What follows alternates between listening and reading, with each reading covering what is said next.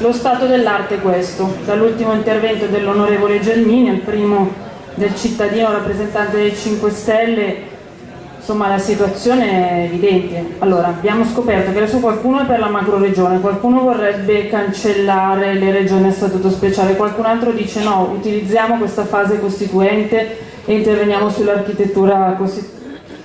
Presidente Maroni, ci aiuta lei a tirare un po' le conclusioni a questo punto, perché lei ha vinto 1 anno e mezzo fa, è diventato presidente della Giunta Lombarda, perché aveva la Lombardia in testa, ce la ricordiamo bene con la campagna elettorale lì.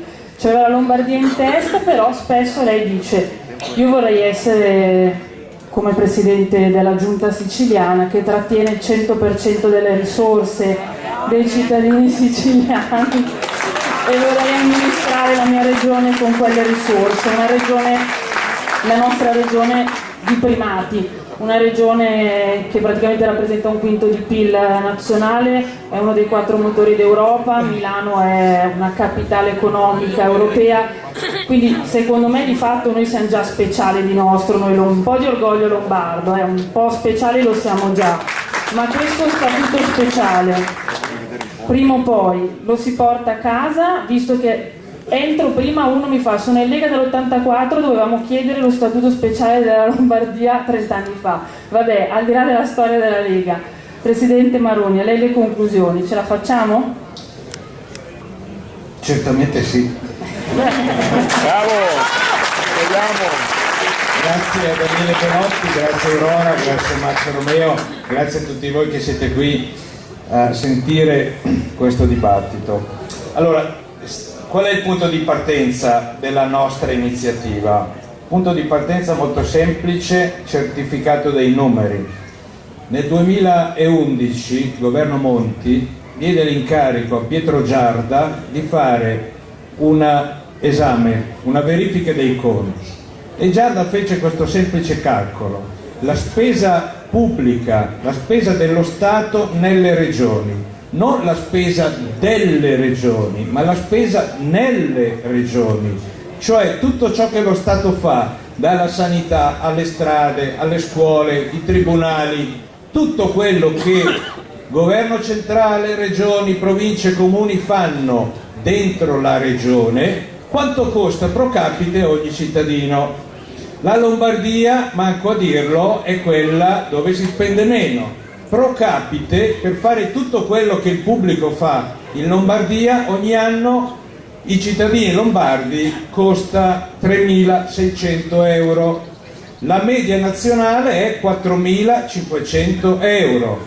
Nel Lazio si spendono 5.500 euro e ci sono regioni che spendono più di 7.000 euro pro capite all'anno per fare quello che la stessa cosa che in Lombardia si fanno a 3.600 euro. Questo è il punto di partenza. È giusto? No. Perché noi riusciamo a fare tutto, dalla sanità, e facciamo servizi migliori rispetto ad altri? Io non ho mai sentito, non so voi, un lombardo venire a dirmi: Presidente, devo fare una difficile operazione al cuore, sono indeciso se andare al Niguarda o all'ospedale di Agrigento. Mai, no?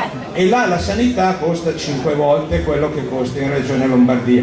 Quindi noi abbiamo dei servizi ottimi, di eccellenza, grazie al governatore della Regione Lombardia e a chi l'ha preceduto naturalmente, con costi bassissimi. Questa è la fotografia. Nonostante i costi in Lombardia siano così bassi, i nostri servizi sono eccellenti.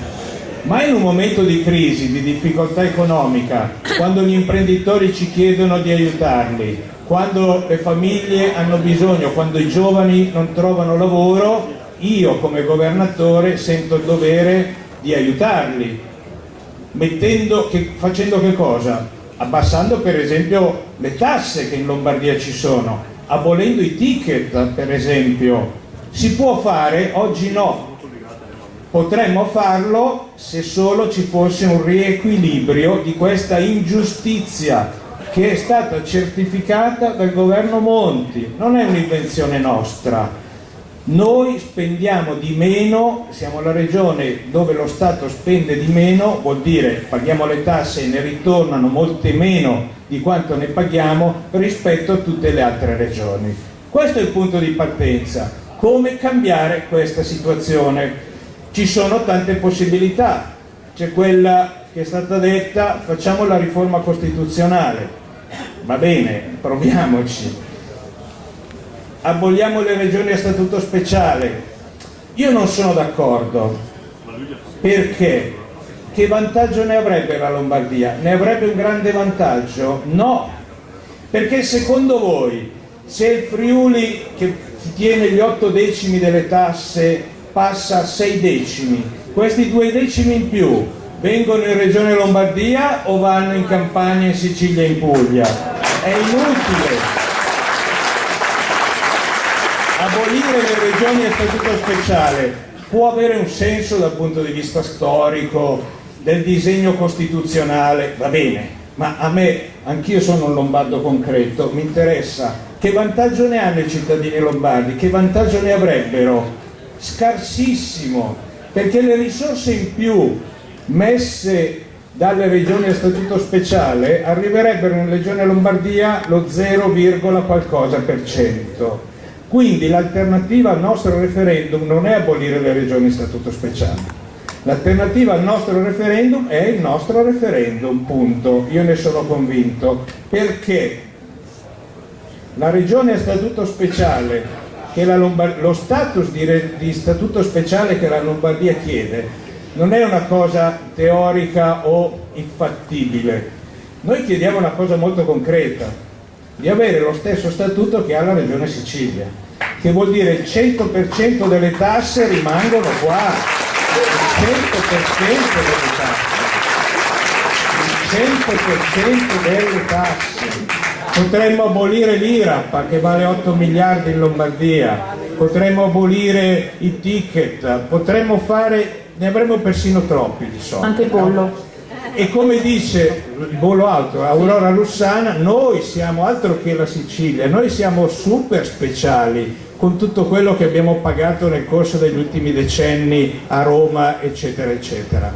Allora lo statuto regione il referendum per lo statuto della regione speciale vuole dire questo: noi mettiamo sul tappeto del dibattito politico questa soluzione, che tutte le regioni diventino a statuto speciale, cioè si tengano i loro soldi. Questa è la strada.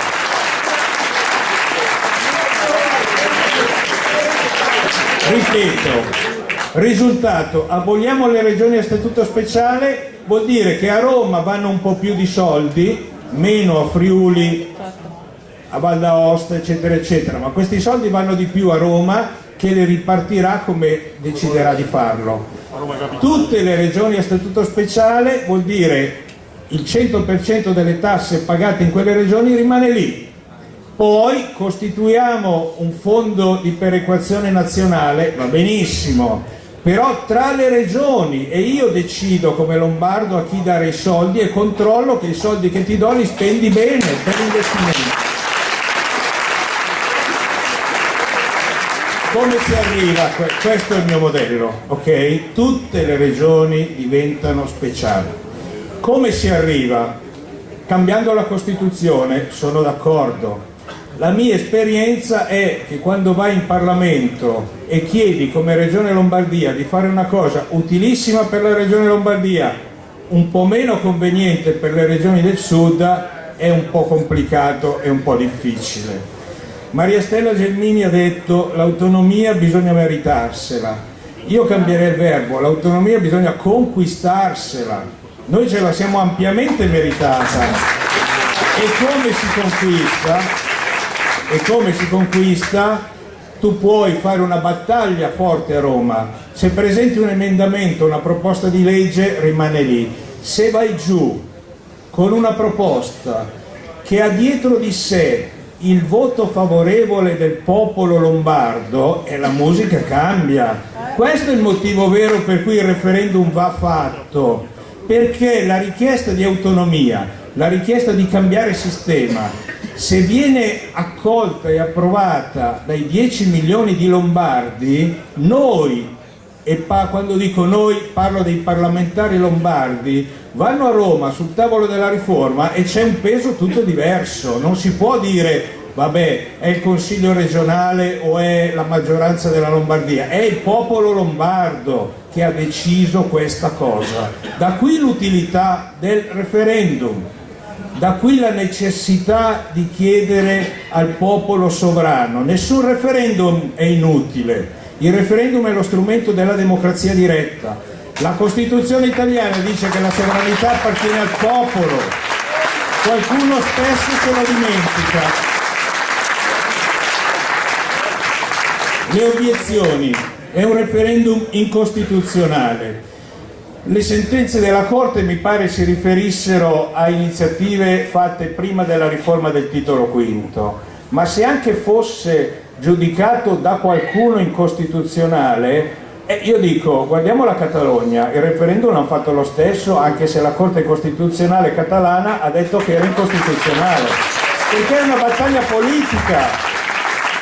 L'hanno fatto e intanto l'hanno vinto, poi non avrà un effetto immediato nelle Cortes, però intanto sul piano politico la Catalogna ha espresso, il popolo catalano ha espresso un parere molto chiaro. Quindi il fatto che sia o no costituzionale, io intendo questo referendum come chiediamo al popolo lombardo se è d'accordo su questa iniziativa.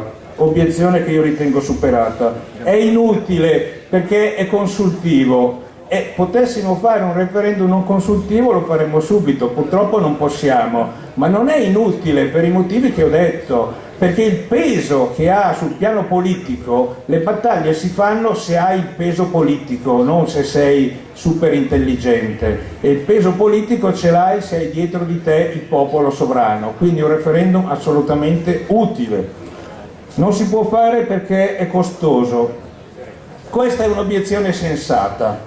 Lo dico pur essendo convinto che la democrazia ha un costo e allora anche le elezioni sono costose. Aboliamo le elezioni, lasciamo Renzi per tutta la vita e risparmiamo. No, vero? Non siamo d'accordo. È costoso. Noi abbiamo messo in bilancio 30 milioni di euro come cifra così indicativa. Il Veneto ha scelto un'altra strada per fare il referendum, non sul Veneto regione a statuto speciale, ma sul Veneto regione indipendente, sull'indipendenza del Veneto, e il Veneto ha deciso non di finanziarlo col bilancio della regione, perché non può farlo, ma di raccogliere, di fare il fundraising, di raccogliere fondi per finanziare il referendum.